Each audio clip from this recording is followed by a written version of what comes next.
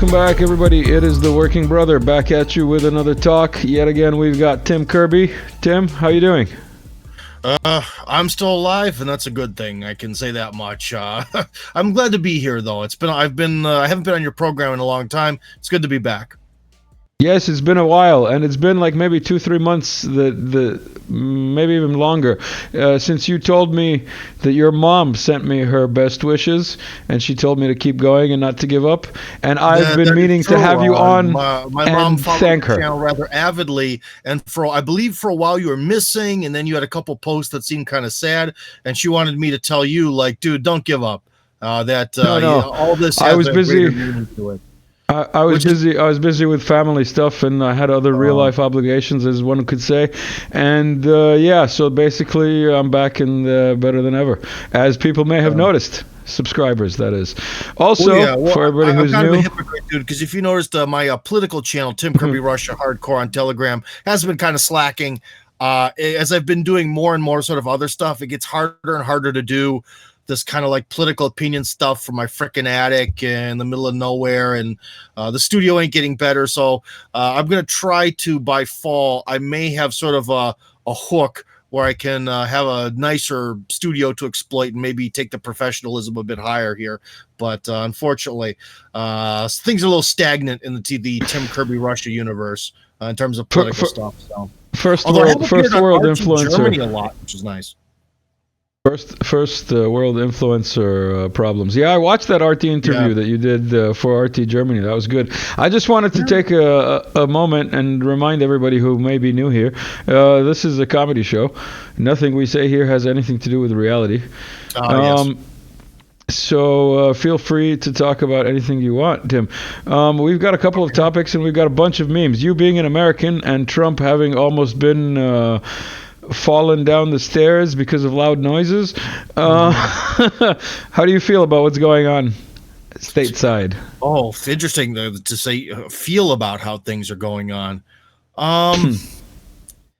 Unfortunately, man, Russia had a lot of optimism about Trump. And you have to remember that since I've lived in Russia for a long time, maybe informationally, because English is my native language. I know it's long, but how long have you lived there? How long? Is it? It's like 17 years? Yeah, basically. Yeah, that's what I thought, something like that. So on the one hand, like, my spirit is always in the English-speaking world and media more so, but I work in the Russian media and I'm surrounded by Russian people more than anything. And so, Trump was sort of a major disappointment. So this event that happened, it was very cool from the standpoint of this like media moment, because as someone who sort of works in media, to an extent, media always interconnects with PR. It was awesome. It was epic, and it was something that you can kind of tell your grandkids about, and it was handled very, very well. But is Trump really going to be able to do anything when he gets in the office? That I don't know. And he was sort of a disappointment from a Russian standpoint. People really thought that he might be able to avert disaster, and what ultimately happened is the Trump regime kind of just kicked the disaster can down the road. You know what I mean? So yeah. In some aspects, the Trump people, let's put it that way, did kick the can down the road. But in other aspects, they kind of made their own little cans that they threw at people. I mean, the whole moving the U.S. embassy to Jerusalem was not one of my favorite Trump moves. Yeah, let's put it that way. Well, yeah, that's another thing about Trump, is that sometimes when he does have like an executive move, it's something that's very like emotional or something. So that was something weird. I just listened to an interview with Larry Wilkerson, who I believe is former CIA. But anyways, he explained that so the sort of rapprochement with Cuba was really lost under Trump, because he just sort of forgot about the Latin American world. Like, he just didn't really think about it. So that's like, it wasn't so much that Trump wanted to also overthrow Maduro. It's just that kind of, he just sort of, that part of the world isn't interesting. So I'm just not going to, whatever happens, there happens. So yeah, there are a lot of, kind of weird screw ups and stuff. I could say, is it better to have someone with at least, who at least likes the United States being president? Yeah. I mean, I guess I'll put it this way. It's kind of maybe good for America to have him come back. But who knows? At this point, man, it might be time for things to finally bottom out.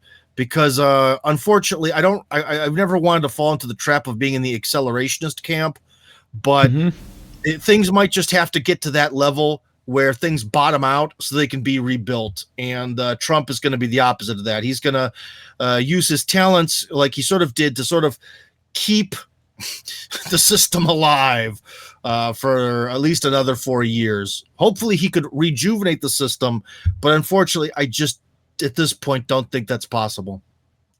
A couple of days ago you posted this translation of something that you wrote for your Russian version of yourself, I guess. Yeah.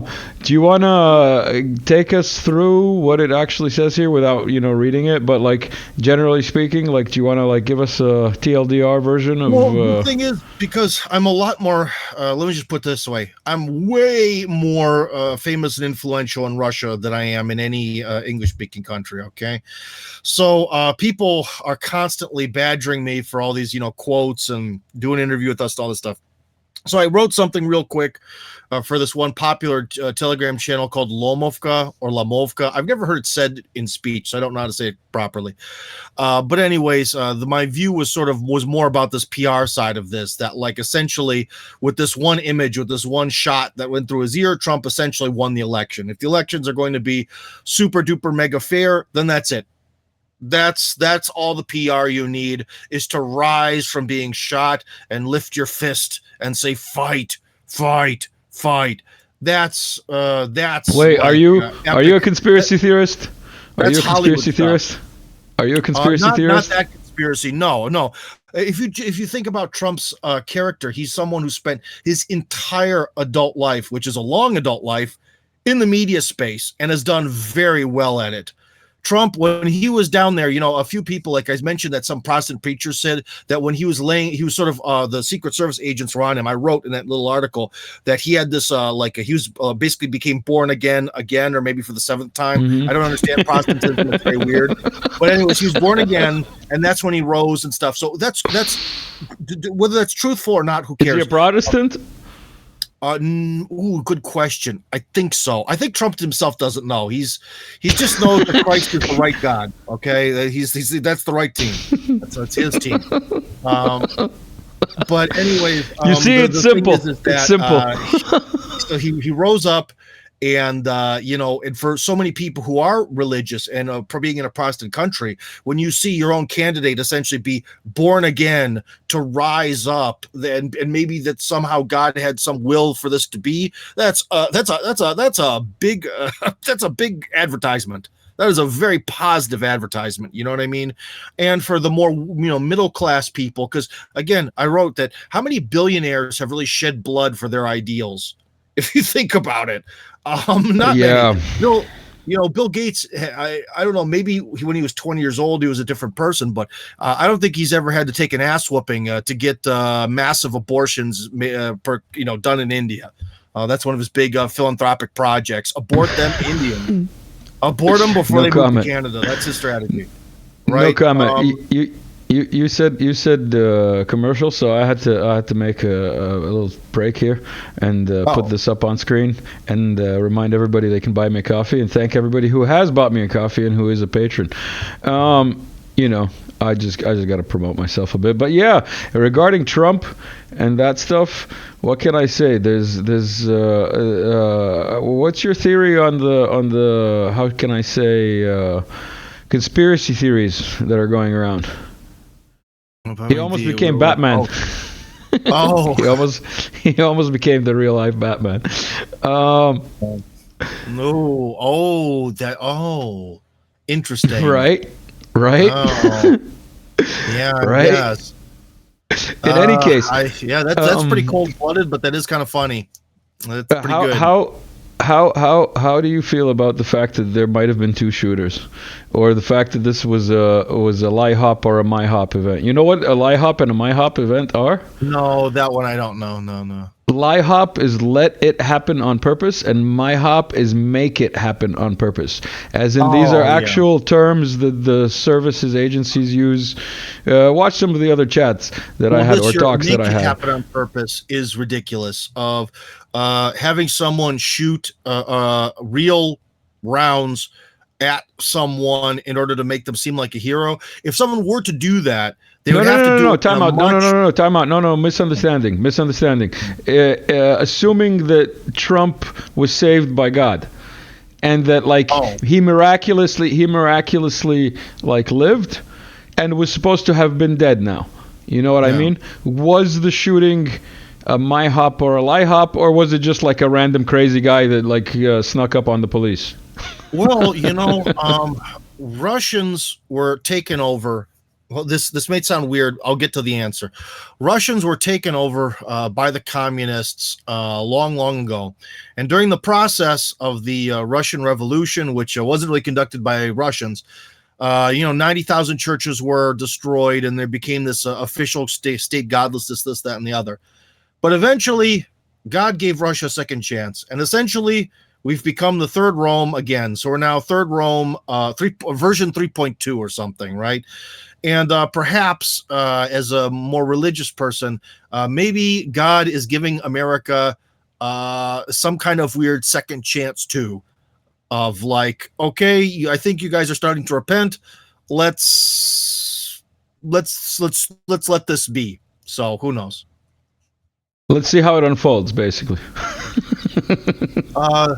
Yeah. Oh, maybe like that. Yeah. I have seen pictures of that. The images of that. Yes, it is. On the one hand, here's the problem: is someone who talks a lot about human nature on my channel. One of the problems is that when human beings think about politics, they think about these events.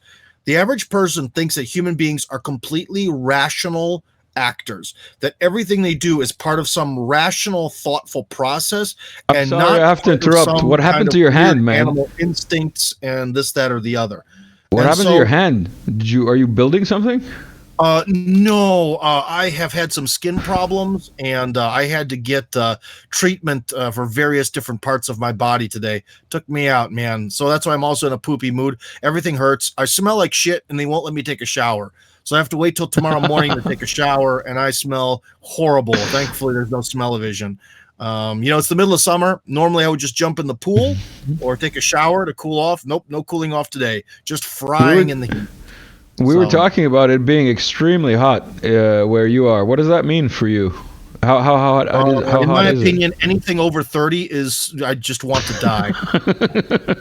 30 Celsius. So what is that? 80 in Fahrenheit? I don't care about Fahrenheit, but the point is, what's the actual temperature there now? That's so hot. Well, hold on. Oh, you're going to actually check it? Yeah, in the meantime, we've got a meme. 86 is, in my opinion, 86 Fahrenheit is nightmare weather. What's 86 the temperature is 30? right now? Hold on. 86 is 30. Fun fact, it's either 21. minus 20 or minus 40. That's the same in Fahrenheit. And it's 21 like that. It's 21 and you're hot? It's like 37 in Belgrade, here, man. It's 37 in Belgrade. I'm upstairs. The heat gets trapped in. Sure, buddy. Okay. Maybe it's your PC actually that's heating up the room. Well, also, the PC is running. That's also probably not a good thing. I was just enjoying some Helldivers 2 before we did this. And whenever Helldivers comes on, the PC works hard. So, do you want to get into that American Village project? I was going to say Chekhov, but it's moved now. What did you say it was? Istra? Istra. Yeah, so it was initially around Serpukhov, but it's been moved to Istra because we had to kind of the government disappointed us. I was sort of promised one thing, and then I got another. I was told that basically the cost to get the electricity to the edge of the territory would be free, and then we'd have to have each person pay to have their electricity put up from that point on. But then I got this massive bill, and I couldn't pay it, and I couldn't find any investors would want to pay it because it's an insane amount of money.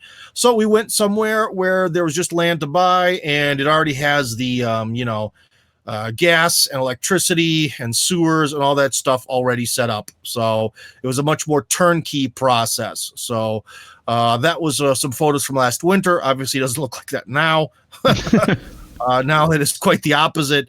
But anyways, yeah, it's a pretty lovely area. And why does this project exist? Because normally Americans, or Westerners, I should say, because it's more of a project for Westerners. This whole American Village thing is just marketing. That's Where is Istra this? itself. That's the main city, right? Okay. Yeah, cool. yeah, that's by the what's it's called, the train station. And what's the population, more or less? Is it like in the tens of thousands, or is it like in the For the thousands? county, I'd imagine it's probably like 100,000 people. Hold on. No, the city itself. I mean, like, Well, like the is city's it like small. 4 It's more about streets? the county. Сколько людей в Истре? Hold on. 35,000. 35,000, huh? That's Yes, pretty it's sparsely actually populated. Smaller than Chekhov, way smaller than Chekhov, which I'm more used to. But anyways, yeah. So essentially, why the hell are we doing this? It's because normally Westerners cannot move to Russia without some. Well, you can't move to Russia without something that allows you to get through the stupid migration quota. And that's our site, AmericanVillages.ru, I think is what it works out to be. And I could double check that. Yes, AmericanVillages.ru. So go enjoy it. But anyways, you can't move to Russia under normal circumstances. You basically have to be married to a Russian citizen, or you can't live here. And so what this program does is it allows you to buy land, buy a house, and start a life in Russia. And it's also very difficult for foreign people to buy land and houses. It's you basically have free reign to buy apartments, but a lot of land and houses have a lot of restrictions on them, and we were able to also find a way to sort of get people around that loophole, because most of the people who want to move to Russia don't want to come here to live in a shitty communist apartment, right? They want to come here to enjoy the space and the big skies and the government not caring about you and all that other good stuff that we have in Russia, and the Christianity, and that's best done on your own territory. So you get to have your land, have your house, which are kind of mandatory for moving here, because you have to be registered at a particular permanent address to immigrate. That's also a major thing in terms of immigration. So you need a place to live. So why not build it and own it and start your life in an amazing house and get through the stupid migration quota and live kind of not that far from Moscow. And there you go. I was gonna say, scrolling through that webpage, I've interviewed 2 of the people here, as in yourself and Timur Beslangurov, who I will link interview with too. And can you hook me up with Father Joseph? Yeah, Father Joseph is really overloaded, so I don't know if he's going to say yes to the interview request. But anyways, he's trying to build an American village in the Yaroslavskaya region. So that's basically the state north of the Moscow region. So we've kind of been partners in this, and the whole idea was born from a conversation we had in his kitchen at his house. So that's the day the idea was born. All right. If you look at the seal of Istra, it's amazing. Look at the seal. It's like a happy, smiley sunflower. It's amazing. Why is that? I don't know. But the city is like 500 years old or something, so that's pretty impressive. Oh, there we go. 500 years old, huh? Yeah. All right. So it has some as you can see, pretty impressive monasteries and churches and all that stuff, because it was founded in the medieval times. So it has those legacy elements of medieval times. My beloved Chekhov used to be called Lapasnya, I believe, and it is ancient, but very little of that remains. I think most of the cool stuff was actually built in Serpukhov. Chekhov is a bit more Sovietized, unfortunately, but what can I do? That's my motherland now. Speaking of your homeland, or have you ordered anything from the Chinese internet? Do they deliver in Russia? Yes, they do. Like AliExpress works in Russia. So yeah, football gloves, American football gloves. Every year, got to get a new pair of gloves, and I always get them from AliExpress because it's way cheaper than buying them here. I want to ask you, how do you feel about going back to the Trump stuff? Do you want to talk about that? I want to talk about whatever you want to talk about on your show, man. You tell me. All right. But it's unfortunate we can't take callers or something, because the American Village is always something I'm happy to talk about, but it's not like we can take callers. We can we can get at the caller stage another point, but and people can always leave comments. People can always leave comments, and then in the Telegram, you often. How about that? Yeah, you often can get to stuff. I just wanted to bring up the fact that there's a lot of missing footage. Yes. There's like 70 something cameras in this shot alone. Where is the footage from all these people? Well, I've been told and read about various moments, especially on YouTube, that if they really want to eliminate something or especially someone from history, they can do a pretty decent job of doing it. Of course, it's not perfect because a lot of it's done not manually, but via AI. So I wouldn't say this stuff is being deleted. I'll tell you this much. If these people were more astute and they were to upload this stuff to, say, VK or OK or Telegram or something that was currently or previously Russian or in whatever, it ain't getting deleted. It would be up there. So I wish that people would be a little bit more broader in their approach to using social media. Yeah, no, that's very true. But I'm just thinking, like, if it was a manicured or managed event, you know what I mean? And if, like, you know, a lot of these people were not actually, like, just people. If it was more like Sandy, you know? And it was planned to be like, you know, he's gone at the end, and then we can tell whatever narrative we want, and all of that won't even matter. You know what I mean? That's I'm just parroting slash echoing. Didn't upload it. I'm parroting slash echoing stuff I've heard from other analysts about the mostly peaceful assassination attempt. Mostly peaceful, but mostly peaceful. I don't know. Again, this is one of these things where very few human beings understand the concept of risk reward. So, okay, cool. Let's say hypothetically this was all fake, and that, like, someone who on my channel, he called into my show and he said that basically, like, in like, you know how when in pro wrestling someone would hit Ric Flair, he'd go like this and he'd be laying on the mat and he'd do a blade job. He'd cut his forehead, just come up with his blood all over him, right? And he essentially said that that's what it was, like a pro wrestling blade job. And that's what Trump actually did. He cut his own ear, or it's ketchup or something like that. Okay, let's just say he hypothetically did that, and I'm a sucker, and I believe that he was actually shot at. Okay. Yeah, it's kind of a PR victory, but what does it ultimately change in American society? It essentially would mean that, okay, Trump is now, he was already sort of more likely to win. Now he's more likely to win. Like, you know, what's the, like, crazy benefit of this? Like, for example, if we go back to a certain terrorist attack on the 11th of September in a particular year, well, after that, you know, there were major policy changes. The one, there was a war in Iraq, the one where 3 buildings fell. The one where 3 buildings fell as opposed to 2. The number of whatever happened it's very doesn't much up matter for debate. I slept through it, but I don't remember. But I can tell you this much, man. That was some sort of event that a lot of people found questionable. And then after that, there were major, let's just say, there were wars, policy shifts, the Patriot Act, all this stuff. What's going to change because of Trump's ear? What's the amazing thing that's going to happen because of this? So that's kind of my question. If this was a fake or a hoax, what is the end goal? What is to be achieved? Or again, is it just because Trump's now like, I'm cooler now than I was? This is a comedy show, so we're just discussing jokes, and like, if we were to write a joke, and there are 2 versions of the joke. You know what I mean? Yeah. It could be the deep state, or whatever you want to call them, that Telegram channel, haha. You know, the, like, Ukrainian mappers that call themselves the deep state. It's hilarious.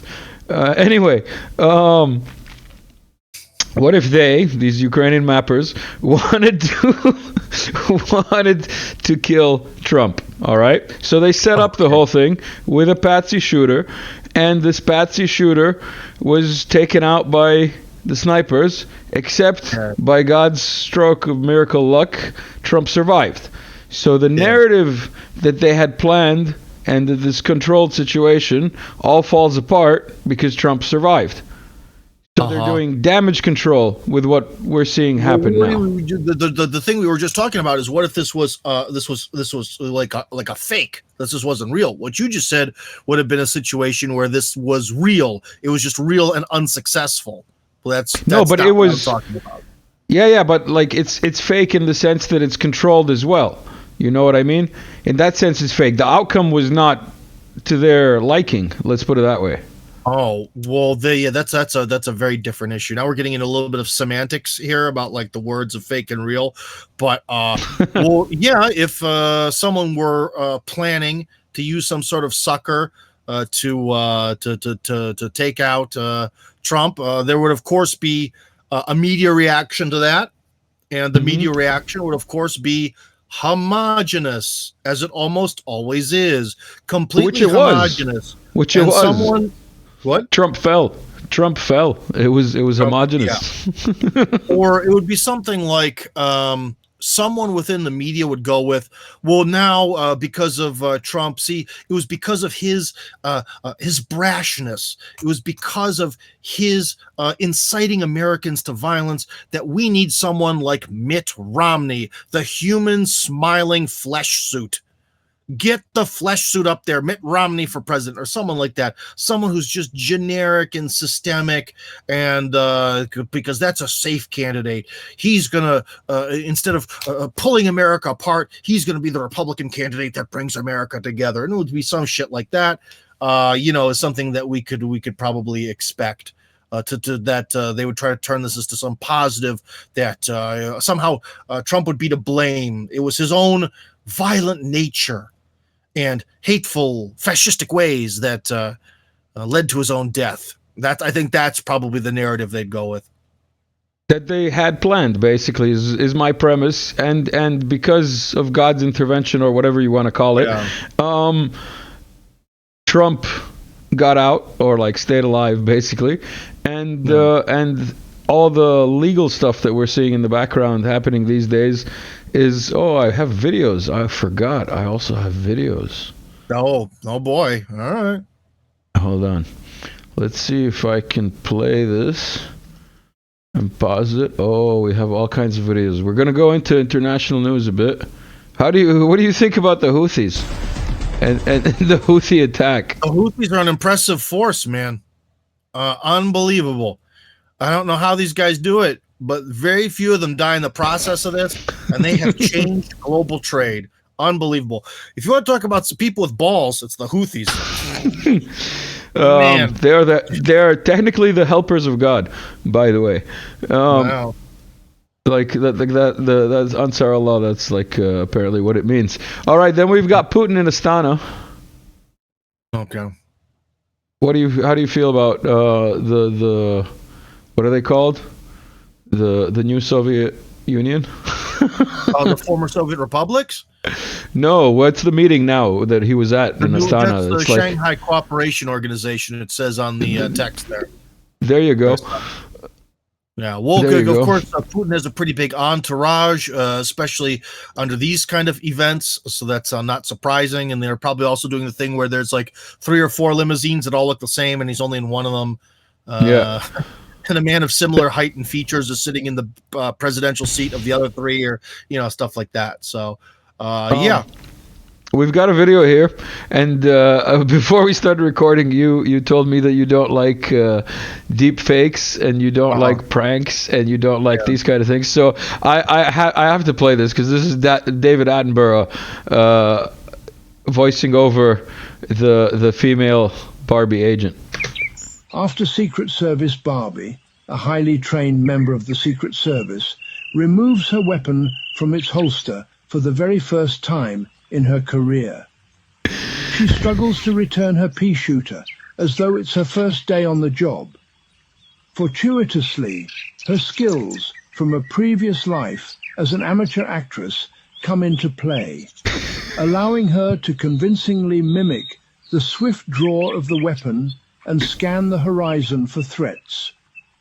Chewing her gum nonchalantly, she attempts to exude a tactical demeanor, reminiscent of a fusion between the Blues Brothers and Rosie O'Donnell. Yeah, she Despite does her look like efforts, Rosie our O'Donnell, agents doesn't attempt she? to return her wireless hole punch Yeah, she to its does, home man. I was results looking. in She looks another like somebody. failure. He probably While has she the may same have attitude faltered at towards this life that most Rosie basic O'Donnell does too. task, she certainly looked cool while doing it. Oh, yeah. Imagine I had a real news show. Like I could never play something like this. Oh, what do you mean a real news show, dude? Some people have a great appreciation for humor. If like I said, apparently I'm allowed to share my political opinions on RT in German. But if I was ever allowed back on RT in English, I'd love to do a show with some comedy aspects. In fact, a lot of comedy aspects. I think that can win over hearts and minds. But yeah. Are you banned on RT English? This is news. I to this day do not understand why I've like never been used there ever. Like I had a regular segment there. I did a lot of stuff, and then one day I was kind of like, "No, you're not useful anymore," or something. I myself don't understand it. So, Well, anybody from RT that's watching, you know what to do. yeah, get me here's back another on, one. man. I got a lot more. My knowledge base is much broader than it was many years ago. I'm really good on camera, and I'm ready to rock and roll. And pretty much every other foreigner is now terrified to work for RT. So bring it on, baby. I ain't scared. There you go. Someone shoots me in the woods. What am I gonna do? I'm maybe like Trump. God will protect me. It'll just be my. There you go. There you go. Speaking of Trump and God protecting him, and going on with the deep fake stuff, this is hilarious. This is just beautiful. Many men wish death upon me. Wow. Darling, I can't see. I'm trying to be what I'm destined to be. And neither's trying to take my life away from her. I put a hole in the nigga for fucking with me. Wow. Yeah, I think 50 Cent himself honestly actually did sort of mention that, like, that's really his song Many Men applies to this. So, yeah. That's hilarious. On the other hand, another good one is that I did enjoy because it was more insane is it sort of has, like, I believe the presidential debate, and of course they like change the mouth movements, but they're singing some sort of very emotional song in Chinese, like it's both Trump and Biden. And it's like a duet, like ching long dong, ching long da. It's like amazing. It's really good because it's such a powerfully emotional song. That I think that really adds to the comedy factor. That's hilarious. There used to be this Vietnamese cafe by the radio station where I worked, and I'll never forget one time the guy there who would work there, he had this song, and it's like kind of like I don't know, like something country music, or in Russian they call it chanson, where it's like chung long dai, ching long dai, chung long dai, ching long dai. But what the song, but he was like staring off into space, and I could tell that, man, there's some deep shit in that song. Like that was like something like I don't know, like Simple Man by Leonard Skinner. What that does to like a white American guy, that's what was going through his mind. Yeah, I kind of wishes I could speak every language. To this day, I want to understand what he was going through, because he was like looking at the wall, just staring at the wall with like a tear coming down his eye. You know, it's like, wow, who knows, man? What's happening here? Who knows? Considering he's Vietnamese, could have something to do with the U.S. Haha. Anyway, it very well could, man. It very well. I wouldn't be surprised if there's some Vietnamese music about a certain war that my country of origin perpetrated against them. That's very possible. Something about some agent and some orange color. Speaking of orange, by the way, orange apparently in numerology is 33 for all the conspiracy theorists out there. In any case, this is another conspiracy theory. Where the other shooter was. There was one I heard in the water tower. There was one by the fence. And still. As they would say, nigga, what? Apparently there was two shooters. That's one video. Yeah, that's all the videos we've got for today. And then there is the Pac-Man narrative. How do you feel about the Pac-Man narrative? I don't like that it's called the Pac-Man. It is kind of weird that this narrative just popped up. You have to take my word for it. I've listened to a couple interviews with former Secret Service operatives, and they're all like, this was done like crap. That building is obviously within range, and it should have been covered, and it should have been checked. This is a massive failure. They violated their own rules. So yeah, the Pac-Man theory has legitimacy. I've already heard multiple of these guys say this. The theory. I'm talking about the narrative.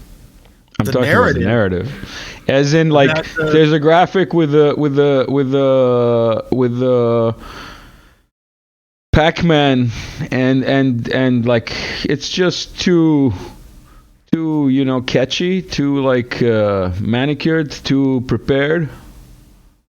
Oh, you mean that it's somehow sort of subliminal message? Well, not subliminal message. It's just they had this like as we discussed, if they had planned it to go fully live, as in him, dropping permanently, they had this, I would guess, excuse or explanation of how this happened. You know what I mean? Which would mean that all the people who are, in on the like, narrative and like, it was gonna happen, it was okay, are in the Pac-Man booth. You know what I'm saying? Did I lose you? I'm a bit lost here. Pac-Man booth? As in, this narrative of the Pac-Man gap in the security was something that was going to be used regardless of whether he survived or not. Assuming that they didn't plan for him to survive. They being that Ukrainian deep state channel. All right. Okay. Oh, maybe, speaking of Ukrainians, I really don't know what to say to say about that, but yeah. All right. Let's not get into it then. Let's find where's my Ukrainian meme. There we go. It's not even a meme. It's real. These people are a meme. These people. Putinger's cat shared another thing. Of course, ho-holes wouldn't be ho-holes if they didn't do this, but they did. I was getting worried that maybe they've grown a bit of a brain and some empathy, but nope. Things are as stable as ever. In case... Yeah, because some people in Eastern Europe eat pig ears. Yeah, so those are like... and that's also probably in relation to... there used to be Bush's legs. It was like chicken that was specifically imported to the former Soviet Union, and they were called bush legs. So it's a little bit of a kind of a pun on that phenomenon being Trump's ears. It's very similar. No, it's cannibalism, comrade. I'm sorry to be so blunt, but it's cannibalism. Cannibalism memes coming from that fake country, yes. It's more than just memes. It's just like a mental disease. Yeah, because I share that on my channel because people think it might be like one-off, but it is a trend. But I think that's part of the whole like fascistic sort of mindset because it's going back to some sort of pagan nonsense and whatever. But by the way, are you still a U.S. citizen? Yeah, Although so Biden's still your president, huh? Again, which is Biden's still your president, technically. Yeah. How do you feel about Build Back Better? I think he's going to make things worse. But to be honest, Build Back Better, I think, is just going to be all bribes. So there's not going to be any building. There's just going to be bribing. Bribe better. And how do you feel about his cognitive decline recently? Like, give us like your serious take on like how could this happen to America, basically, like America of so many millions of people. Happen? They needed a white guy. They needed a white man because Hillary was too shrill and awful, and they wanted to have the most famous sort of Democrat politician white guy to come in there and run against white guy Trump, and that's what they got. And there you go. That's white guy. That's white guy to run against Trump, basically. Yeah, he's because in a lot of ways, both he and Kamala Harris are both affirmative action hires. They were both hired purely because of their race. And nothing more. Like senior old white guy, minority. Of course, because they needed to get to come in and beat Trump in a clear way. And this whole Hillary thing, they knew it was too far, it didn't work, and so they wanted to go white guy versus white guy because these people, they only think in these like weird racial profiling demographic terms, and that's why they did it. Let's get into some international quote-unquote news. For you, it's kind of local. This is an exercise. Joint anti-terrorist training of Belarus and China. Attacking Falcon. How do you feel about the Chinese working with the Belarusians? Well, it's pretty logical because Russia's working with North Korea. It's kind of like a little bit of an exchange. It's kind of like Russia is doing some stuff that's happening. I never around thought about China. it that way. Oh, yeah. I never So thought Russia's about doing it a lot of that stuff way. Yeah. that's interactive with China or around China, and I think that this is this thing where it's like, hey guys, let's be reciprocal. Or no one here is the god of the Shanghai Cooperation Organization. Let's have reciprocity. I do this, you get to do that, and everyone's happy. That's what's happening. Shanghai Cooperation Association. That's the new Soviet Union. That's what I was referring to. Kind of, or Eastern Bloc, maybe, or Warsaw Pact. Excuse me. Warsaw There you Pact go. might be the most apt. But also, the Chinese serve a sort of dual purpose. There is they are preventing some sort of weird, like, if they can bribe the right Polish politician on the right day to maybe try to create some sort of war at the Belarusian-Polish border, because that is a hot border, by the way. There's a very hot border. And with the Chinese being there, it means that if they did attack Belarus, they'd probably, to an extent, kind of attack China too. And that is more scary. So in some ways, I think they're there as a little bit of a human shield, in a sense. I think it's a bit more than a human shield. I think they're pretty armed. Well, human shields are, by definition. There's a lot of bad shenanigans going down in that Polish and Belarusian border, at any day, like, for the most part, the Polish politicians are very fiery with the rhetoric, but then take no action ultimately. But you never know. The right guy might get in the right place with the right oomph and the right media to actually have Poland attack Belarus, or make it look like Belarus attacked Poland or some shit like that. And that could be, the next domino towards our complete destruction. As soon as now with the Polish politicians, it would take even more, let's just say, effort to coerce them into doing that, when it would immediately trigger China and Russia and Belarus's own military all fighting against Poland by itself. Going a little further abroad, down under, Australian religious schools face obligation to hire gay teachers. Your comment? I cannot wait to see the videos of the job interviews. Lol, that would be funny. But no, I was expecting your comment to be moved to Russia. That's another reason to join the American Village. That's one of the reasons I moved to Russia. Is I got part of the very early first stage of that racial profiling. I got an out of school suspension because they just needed white kids to punish to make it look like they weren't that's targeting cute. The black That's majority. Cute. That's cute. In my schools, it was the Serbs, and it was because we were Muslim killers. Speaking of international Jews and misogyny, in Germany, authorities carried out raids against suspects of online misogynistic hate speech. So German police conduct raids against people suspected of misogyny online. To find out the difference between men and women, expect your door to be knocked down. And that's it. And thankfully, I think even on a constitutional level, we've now defined that there are only men and women in Russia. So yeah, guys, it's really time to move here. And in fact, one of the funny parts is I just saw it today. I don't. Was that was it the Grand Mufti of like Tatarstan was like, guys. I saw that too. I saw that too. And he was like, it's a word you can't use on YouTube. Can I use YouTube bad words or no? Probably, yeah. I think He was basically like, guys, no matter how you read the Quran, we've read it, and you can't rape your wife. Sorry. You just can't. I was like, yes. That I didn't see. The universe that Russia lives in. Violate. By the way, you know how you say that word in French? I was flabbergasted, as one would say.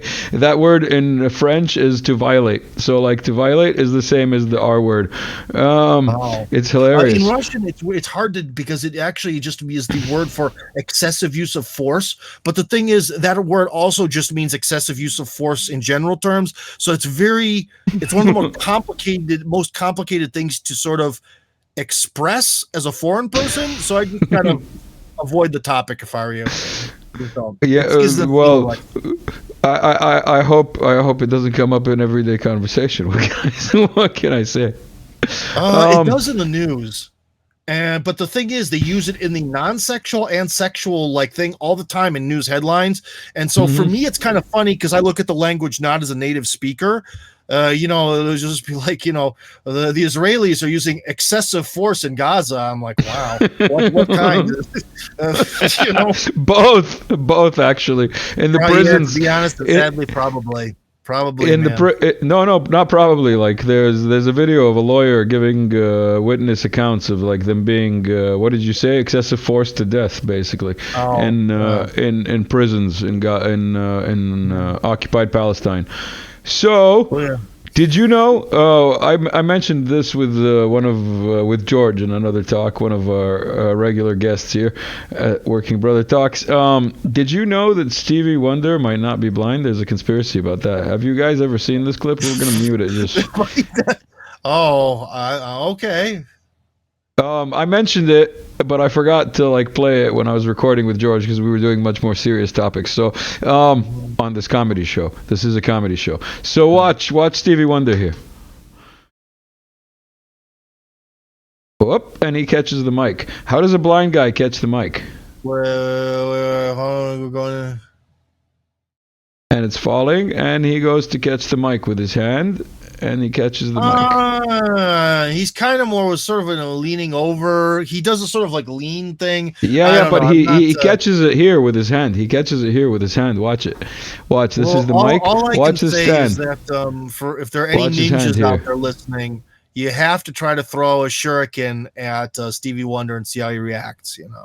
Because with a gun, that's instantaneous. The shuriken, you might be able to see it coming. So. All right, Tim Kirby, Russia hardcore. Is there anything else? Done? I don't know.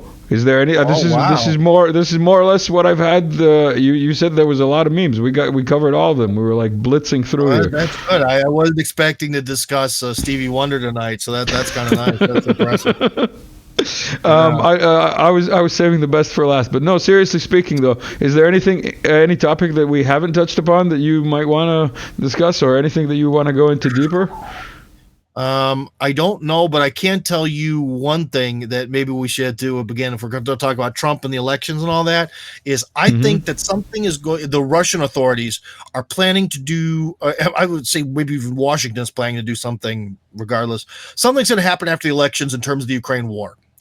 About what is going to happen. I think the Russian side is kind of afraid to take any sort of first off, because Putin does not like taking brash action. He is the opposite of Trump. Trump's just like Jerusalem's the capital today because I felt like it, pen stroke. Putin is the opposite. He's very incremental. So I do think that if something is going to happen in this war that's going to be, let's just say, more radical, it'll happen after the election, because it'll sort of already be determined the further course. And there's a good chance that I think even if Biden wins or whoever wins, I think they're going to give up on it. I think they might just give up. They're like, we're done. It's Taiwan time. Taiwan time, huh? So yeah. You also think this is World War III, huh? That's how it ended with Afghanistan, because when the Afghanistan war happened, I was just like, well, they're going to start a new war somewhere. Because look with Afghanistan, just one day we're like, we're done. $2 trillion, 20 years, countless thousands of American lives, and all this effort, and we're done. And I think that and we're done is going to happen after the elections. Because say Biden, wins again and he's back in office. Well, he doesn't need this Ukraine shit. You can just be like, I'm done with this. I'm done. I'm the president. You're not going to do shit about it. What you going to do, bitch? How do you feel about comparing U.S. geopolitics to a spoiled brat? Yeah, I've heard theories about that it is kind of like that. I'm not getting what I want, so I'm just going to knock over the table. Yeah, I've heard that. Or that international relations is much like a schoolyard. Maybe. I'm not quite sure if I'd exactly put my money on that theory. But the thing that Colonel Douglas McGregor expresses is that the United States is an air and sea power. And when you're a sea power, you can just take your boats and go away. And that's really the default thing. That's what all the great sea empires wind up doing at some point. Is it's like, well, this is too hard, and our society's collapsing. Time to send the boats back. Whereas if you're a land empire, it's not so simple. As friend of the show, Drago Bosnich, who writes for the BRICS Information Portal, would say, military analyst and geopolitical, would say that that works until Russia gets zircons, and then your ships are like still within minutes range, or like someone to this isn't my beautiful musings, but someone even the other day was like, well, there's the Houthis. And they're at the southern tip of the Arabian Peninsula by the Red Sea, right? And they can shoot all kinds of stuff. Well, what if the Moroccans also had weapons? So it's kind of like, boy, yeah, if the Moroccans got uppity, wow, they could really shut down trade. The Strait of Gibraltar is so freaking tiny. That's also something to kind of think about. I think that this you have more chance of the Algerians shutting it down than the Moroccans. To be honest with you, the Moroccans are in the pocket of the French and the Israelis, like extreme, hush hush. I have to use code words and stuff. That is exactly why I believe there are Spanish military bases all over their coast. Along with, if the British control Gibraltar, there might be British as well. But you also have to remember that as of like a year or two ago, you could say the same thing about the Sahel region of Africa. The dominoes can fall real quick, man. They can fall real quick. So anyways, I think unfortunately, this term of horizontal escalation might actually be happening because I'll tell you what, people within Russia and the people I know who wear fancy suits and make big decisions are fucking fed up with this bullshit. Absolutely. Is that a motorcycle starting up outside? Yeah. Or like a V8? Lovely neighbors. I don't think that's their motorcycle. I think that is their van. Oh, all right. Sounds like a V8 or like a Harley. I would say it's muffler damage. I know. Maybe it's on purpose. Maybe it's on purpose. People used to do that before to be cool, like put holes in their mufflers and like make it sound. No? Oh, I don't know, man. I've driven a lot of shitty cars in my life, but unfortunately now, American driver's licenses of any state don't work in Russia anymore, which is a real kick in the balls. And I can't get a new one anyways because they don't send mail to Russia anymore, more or less. So I am stuck without driving for the foreseeable future. So that's kind of sad. I miss it. So you've been there since 2006, and you never bothered to like get your American driver's license translated into a Russian one? You can't just do that because the American system is. The thing is it's one of these things where theoretically, and what you read online is if you're part of what's called the Vienna Convention of Nations, which most of Europe is, then you should be able to, if you become a resident of some other country within the Vienna Convention, just be able to basically convert it like through some mechanism. But that is not true because that's kind of how Russia does stuff. It's just theoretically possible, but you can't. And American licenses are anyways not part of this Vienna Convention because the street signs in America are different, even though, to be honest, they're really similar and everything in the rules is also similar. It's the same fucking system, but it's not exactly the same. So yeah. But then again, even in Russia, there are certain things that are sort of outside the Vienna Convention themselves in terms of these signs and rules and all this stuff. So it's kind of stupid, but anyways, you can't. Certain republics like in Dagestan and Chechnya, I know they do that because it's like a state thing. So eventually I'll have to spend some significant amount of time in Dagestan or Chechnya, not on vacation, and really focus on just getting this shit done eventually. So I know they do that, but like the rest of the country doesn't do it. And how difficult is it to like get your driver's license if you wanted to go and like start from scratch? Nightmare. It is a living nightmare. You will not. It doesn't matter. I've been a professional, truck driver and all that stuff. For real? You were a truck driver? That's news to me. Yeah, I used to drive so a lot of big boxed vans and all that shit, and delivered gas cans and tools to job sites and ventilation and all that other shit. Got cut up a lot. But anyway, so I used to drive for a living and drive big stuff, where there's no rear view mirror. So like, I don't need a rear view mirror to drive and all that other stuff. And I can drive a stick and all that other fun, fancy shit. Right. But, there's no way you can the Russian. I think one of the things is that the government doesn't want people to drive because then they have to provide more road infrastructure. So the system is designed for you to fail over and over and over and over again. So only if you're like really persistent, because you have to take, like, for example, the test, you have to get 100% correct answers on a 20-question test. So essentially you have to do it flawlessly.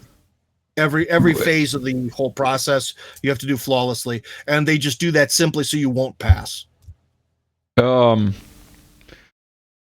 When I did my driving test in Cyprus, which means on the wrong side. That's a long story and a story by itself. But when I went to Kuwait to translate my driving license, I still had to do, like, go through the motions of the test. You know what I mean? Yeah. Like, literally go through the motions of the driving test and then sit down and do the multiple choice. The multiple choice was like 5 questions, and the room had the answers literally posted on the walls. Like, literally, well, there you they go. were like, Russia is the opposite, because they want you to fail, like I said. So yeah, the American test was really, or Ohio test, I should say, because it's a state thing, was insanely easy. You know, I was a stupid teenager and I passed everything the first time, and I think I missed like a few points because I made one right turn that was considered sloppy, and that was it. Like, dude, it was easy. It's designed, because in America they want you to drive, so it's designed for you to pass it. It's all about the bureaucracy. And also, I'm kind of butthurt, I guess, in a way, because I fell into a corruption scandal where I went, because you have to pass an auto, like, driving school in order to take your test, which sounds reasonable, but it's more retarded bureaucracy. And what happens is that all these driving schools are corrupt, so they essentially just want to keep making you pay more and more money, and they won't let you actually go to the actual DMV, as we'd call it in American English, to take the test. They won't let you go until you essentially, you basically have to pay bribes. You have to bribe them to convince them to say you graduated from this school to let them go. And after I paid 30,000 rubles, which is in today's money $300, and I had no progress, I was like, well, I'm just not doing this. I'm not going to participate in this farce. Like, if they would have just said, pay us a bribe of $1,000 and we'll give you everything the day of, and it was just like a simple monetary transaction, then I would have done it. But this, like, gamesmanship shit of, like, trying to be like, well, I don't know, maybe I could pay for 20 lessons in advance if you were to say, promise that on this date I could take the I'm not good at that stuff. I don't want to play these fucking games, man. You know, like, I am not good with the bribery gamesmanship, and so I just gave up. So because I literally did everything they wanted. I had everything done, and they were like, you have to do it 3 more times. The whole process 3 more times, and pay for every lesson. Yeah. I can imagine. What can I say? Anything else that you'd like to bring up before we call this the end? Well, that whole driver's license thing is a real pain in my side. Maybe one day, man. One day when I don't have as much work or I have a more stable life. So now I'm kind of sad. I really want to drive again. I miss it, man. So I've even gotten the thing where it lets you use those stupid really gay scooters, the electric scooters, and it makes me miss driving, man. The whole process is very zen. It's cheap. If you pay, like, you have to pay like a $10 to get, like, the unlimited usage thing, and then once you do, can you drive them on the streets? Can you drive them on the streets? Yes, because they're sort of unregulated. It's amazing. If I was a driver and if I came across you driving on the streets, I'd mow you down just like I mow any of them down. Because here in Serbia, man, the scooter guys are not allowed to drive on the streets unless there is no sidewalk. And even then, they're allowed to drive only on the 1 meter away from the right curb. All right, that's the law. I've asked like 17,000 cops. I've asked. You know what I mean? And then wait, hold on. You live in a Slavic country. No one is going to fucking do that. Well, yeah, but no, man. Like, because they drive like fucking retards, and they drive in the, like, middle of 3-lane roads. All right, and then they pull up to a traffic light where all the cars stop, and they just drive through in the middle of fucking traffic. Yeah, because, like, that's what I'm fucking talking about. No, in Moscow you can't do that, because in Moscow everyone speeds and burns red lights. So in Moscow it's the opposite. Everyone knows that people are going to burn a red light or they're going to go through. So it's assumed that if I go through the intersection, I'll die. So it's the Yeah. it's basically So bad what you're saying behaviors is- on the driver's side of stuff. What you're saying is the drivers in Serbia need to be more aggressive towards these Well, if scooter they people. drove like people do in Moscow, everyone would know that in this battle of scooter versus car, you're fucked. I'm sorry to have to point this out for all the like slow people out there, but in any battle between a car and a scooter, you're fucked on a scooter. You know? I don't know. In the country you live in, apparently people see it as the opposite way. But no, here, man, people are like, "Hey, I paid good money for this Porsche. I'm not stopping on red." Remember that the people here are the, like, how should I say, refugees who left Russia, you know. There's a lot of purple-haired people here. Probably very weird, but yeah. But bad driving is a universal Russian trend. We have to drive very aggressively as if our life depended on it, regardless of situation. Pedal to the metal. Not always. Yeah. And I don't think it's it might be Russian, but from what I saw, the Russians drive pretty meh compared to some driving that I've seen elsewhere. Maybe compared to apparently Egyptians and Indians. Yeah, I would say it's definitely very orderly in that sense. But anyways, man, yeah, I guess that's about it. I'm sorry, I don't have any great insights other than the sadness of not being able to drive anymore. Man, the insights that you're given on the other topics, plus your whole look into the what was it, Istra? Istra, yeah. Istra. Check out the link in the description. What are you? I'll put the links in the description. I'll put the links to your Telegram as well. And I want to thank everybody who stuck around to the end. Tim Kirby, thank you. Let's hook up again soon. Let's not stay so quiet. I'll try. All right, everyone. Peace out.